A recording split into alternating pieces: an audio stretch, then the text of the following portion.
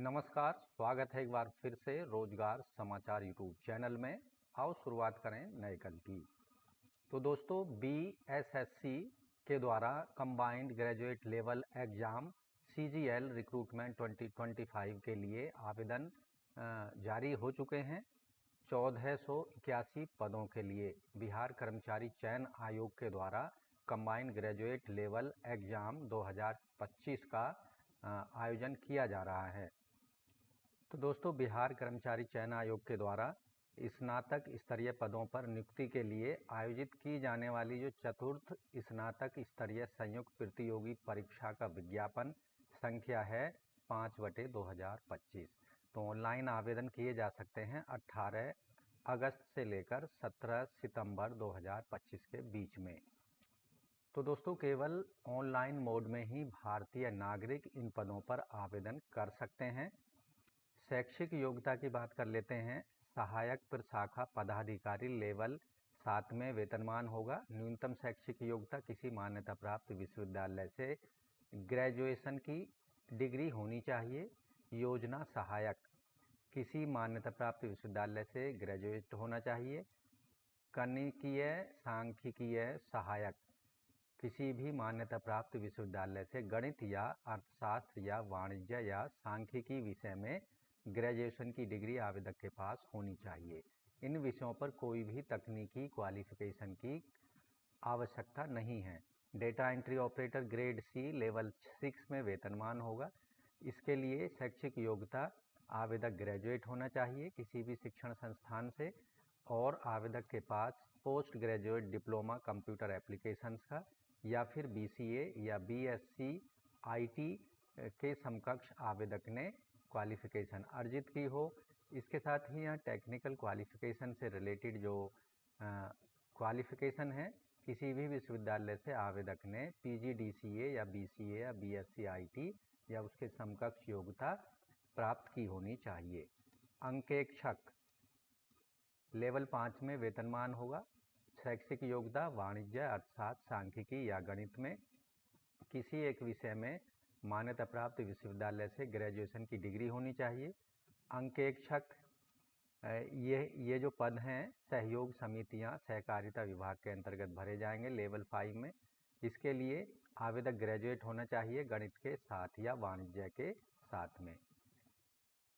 फिर शाखा पदाधिकारी के पदों की संख्या यहाँ की बात कर लेते हैं कैटेगरी वाइज।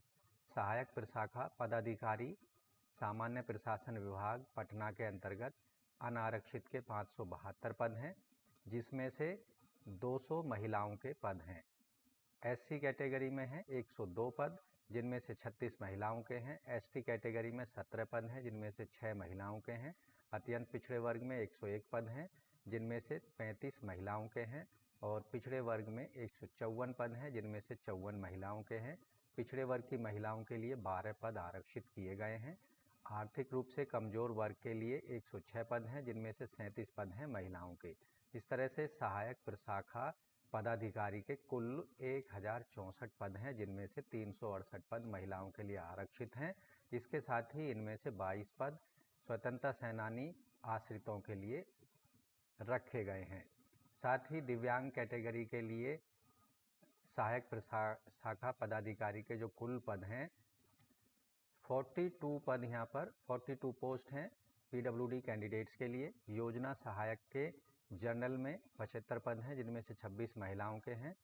और 3 हैं पिछड़े वर्ग के लिए, जिनमें से 1 महिलाओं का है और 1 है पिछड़े वर्ग की महिलाओं के लिए। ईडब्ल्यूएस में 9 पद हैं, जिनमें से 3 महिलाओं के हैं। टोटल पदों की संख्या है योजना सहायक के अंतर्गत 88, जिसमें से 3 पद महिलाओं के लिए रखे गए हैं, 2 स्वतंत्रता सेनानी आश्रितों के लिए और 4 पद रखे गए हैं पीडब्ल्यूडी कैंडिडेट्स के लिए। कनिष्ठीय सांख्यिकी सहायक, इसमें केवल 2 पद हैं, 2 पद हैं पिछड़े और अत्यंत पिछड़े वर्ग के लिए और 1 पद है ईडब्ल्यूएस का। टोटल हैं 5 पद।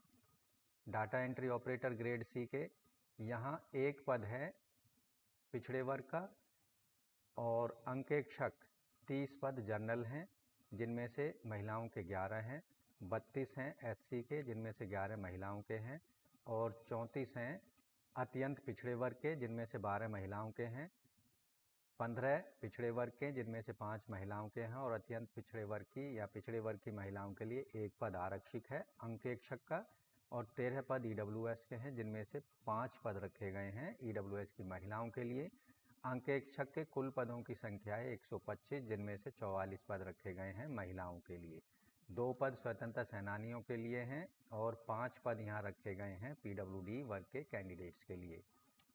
अंकेक्षक सहयोग समितियों के अंतर्गत सहकारिता विभाग में जनरल कैंडिडेट्स के 148 पद हैं जिनमें से 52 हैं महिलाओं के, 9 हैं एससी के जिनमें से 3 महिलाओं के हैं, 2 एसटी के हैं और अत्यंत पिछड़े वर्ग के 8 हैं जिनमें से 3 महिलाओं के हैं, 9 हैं पिछड़े वर्ग के जिनमें से 3 महिलाओं के हैं और 2 हैं पिछड़े वर्ग की महिलाओं के लिए और 20 ईडब्ल्यूएस कैटेगरी के हैं जिनमें से 7 महिलाओं के हैं। टोटल पदों की संख्या यहाँ पर 198 जिनमें से 68 पोस्ट हैं महिलाओं के लिए, 4 स्वतंत्रता सेनानी आश्रितों के लिए हैं और 9 पद हैं पीडब्ल्यूडी वर्ग के कैंडिडेट्स के लिए। इस तरह से यहाँ कुल पदों की संख्या जनरल कैटेगरी में 825 है, एससी के 143, एसटी के 19 और अत्यंत पिछड़े वर्ग के 146 और पिछड़े वर्ग में 183 और 16 हैं पिछड़े वर्ग की महिलाओं के लिए और 149 पद रखे गए हैं ईडब्ल्यूएस कैटेगरी में। ओवरऑल पदों की संख्या है 1481 जिनमें से 510 पोस्ट महिलाओं के लिए आरक्षित रखी गई हैं। यहाँ आपको ध्यान रखना है अगर आप बिहार के मूल निवासी हैं तो ही आपको महिला या फिर दिव्यांगजन या एससी एसटी ओबीसी और एमबीसी का आरक्षण दिया जाएगा। अगर आप किसी स्टेट के अन्य स्टेट के बिहार के बाहर के राज्यों के हैं तो आपको जनरल कैंडिडेट्स की तरह ट्रीट किया जाएगा। आयु सीमा जो यहाँ रखी गई है इन पदों के लिए 1 अगस्त 2025 को आधार मानकर तय की जाएगी। सभी जो पद हैं उनके लिए न्यूनतम उम्र यानी कम से कम आयु सीमा 21 साल होनी चाहिए और अधिकतम अनारक्षित पुरुषों के लिए 37 साल, 40 साल रखी गई है पिछड़े वर्ग के, अत्यंत पिछड़े वर्ग के पुरुष एवं महिला और अनारक्षित वर्ग की महिलाओं के लिए। एससी एसटी वर्ग की पुरुष महिलाओं के लिए 42 साल है अधिकतम आयु सीमा और दिव्यांगजनों के लिए 10 साल की अतिरिक्त छूट यहाँ अधिकतम आयु सीमा में दी जाएगी।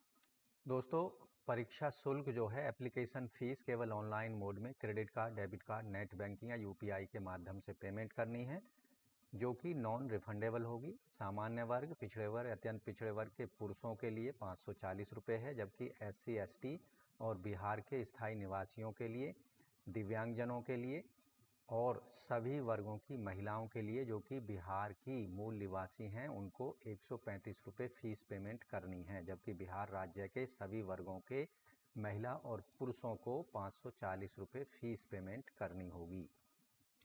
फ़ीस का भुगतान 18 अगस्त से लेकर 17 सितंबर 2025 के बीच किया जा सकता है। दोस्तों, इन सभी पदों पर जो सिलेक्शन प्रक्रिया होगी वो पूरी तरह से रिटन एग्जामिनेशन के आधार पर होगी। अगर बीएसएससी के अंतर्गत 40,000 से ज़्यादा आवेदन पत्र या एप्लीकेशन फॉर्म प्राप्त होते हैं तो यहाँ पर प्रारंभिक परीक्षा का आयोजन किया जाएगा बीएसएससी के द्वारा।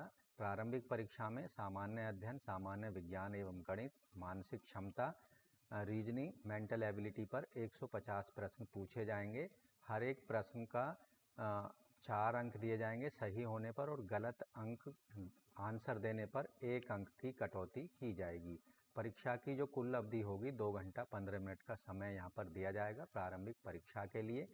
सभी जो प्रश्न होंगे हिंदी और अंग्रेजी भाषा में उपलब्ध होंगे और सभी जो प्रश्न होंगे वो मल्टीपल चॉइस एमसीक्यू प्रकार के होंगे। ऐसे कैंडिडेट जो कि प्रारंभिक परीक्षा को क्वालिफाई कर लेंगे उनको मेन एग्ज़ाम यानी मुख्य परीक्षा के लिए एडमिट कार्ड जारी किए जाएंगे। प्रारंभिक परीक्षा का जो सिलेबस है सामान्य अध्ययन, समसामयिक विषय, भारत और उसके पड़ोसी देश, सामान्य विज्ञान और गणित में मैट्रिक यानी 10वीं स्तर के जो सिलेबस है उस पर आधारित प्रश्न होंगे। सामान्य विज्ञान में भौतिक, रसायन, जीव विज्ञान, भूगोल, गणित में संख्या पद्धति से संबंधित पूर्ण संख्याओं का अभिकलन, दशमलव, भिन्न संख्याओं के बीच परस्पर संबंध, मूलभूत अंक गणितीय संक्रियाएं, प्रतिशत, अनुपात, समानुपात, औसत, ब्याज, लाभ और हानि पर प्रश्न पूछे जाएंगे। मानसिक क्षमता जांच के लिए शाब्दिक और गैर शाब्दिक दोनों प्रकार के प्रश्न पूछे जाएंगे। इसके अंतर्गत सादृश्य, समानता, भिन्नता, स्थान, कल्पना, समस्या, समाधान, विश्लेषण, दृश्य स्मृति, विभेद, अवलोकन, संबंध, अवधारणा, अंकगणितीय तर्क शक्ति पर आधारित प्रश्न होंगे और अंकगणितीय संख्या श्रृंखला, कूट लेखन और कूट व्याख्या पर आधारित प्रश्न पूछे जाएंगे मानसिक क्षमता को जांचने के लिए। जबकि मुख्य परीक्षा जो होगी, मुख्य परीक्षा में 2 प्रश्न पत्र होंगे। पहला जो प्रश्न पत्र होगा हिंदी का होगा। इसमें 30% या उससे अधिक अंक लाने वाले कैंडिडेटों को ही पास समझा जाएगा और उनके दूसरे जो क्वेश्चन पेपर है उसकी जांच की जाएगी। मुख्य परीक्षा में सामान्य अध्ययन, सामान्य विज्ञान, गणित, मानसिक क्षमता जांच जिसके अंतर्गत comprehension, logic, reasoning, mental ability पर आधारित प्रश्न होंगे। यहाँ प्रारंभिक और मुख्य परीक्षा में अनारक्षित वर्ग को 40%, पिछड़े वर्ग को 36.5 और अत्यंत पिछड़े वर्ग को 34%, SC, ST और महिला दिव्यांगजनों को 32% मार्क्स लाने होंगे, चाहे वो प्रारंभिक परीक्षा हो या फिर मुख्य परीक्षा हो। तो दोस्तों जो महत्वपूर्ण तिथियां हैं, इम्पोर्टेंट डेट्स हैं, ऑनलाइन अप्लाई करने की जो लिंक है वो एक्टिवेट हो जाएगा 18 अगस्त से और परीक्षा शुल्क जमा करने की और अंतिम तिथि रखी गई है 17 सितंबर 2025 तक। ऑनलाइन एप्लीकेशन फॉर्म भरने की, सबमिट करने की अंतिम तिथि है 19 सितंबर 2025 तक। ऑनलाइन अप्लाई करते समय आपको सभी जो एजुकेशनल रिजर्वेशन से संबंधित डॉक्यूमेंट्स हैं वो स्कैन करके ऑनलाइन मोड में आपको अपलोड करने होंगे। ऑनलाइन अप्लाई करने की जो अंतिम तिथि है 18 अगस्त से लेकर 19 सितंबर 2025 के रात के 12 बजे तक आप आवेदन कर सकते हैं। तो इस तरह से दोस्तों बिहार कर्मचारी चयन आयोग BSSC CGL combined graduate level exam 2025 के लिए आप ऑनलाइन मोड में अपनी फ़ीस सबमिट करा सकते हैं 17 सितंबर 2025 तक और एप्लीकेशन फॉर्म को फीस सबमिट कराने के बाद 19 सितंबर 2025 रात के 12 बजे से पहले सबमिट करा सकते हैं। तो दोस्तों आज की वीडियो में बस इतना ही। आशा करते हैं पदों से संबंधित जो जानकारी है वो आपको अच्छे से समझ आ गई होगी और ऑनलाइन फॉर्म जैसे ही स्टार्ट होंगे 18 अगस्त से तो इन पदों पर आप ज़रूर एप्लीकेशन फॉर्म को सबमिट करा दें। दोस्तों अगर पहली बार हमारे चैनल पर आए हैं तो रोजगार समाचार डेली हिंदी में जानने के लिए चैनल को सब्सक्राइब कर लें और बेल आइकन को ज़रूर दबा दें।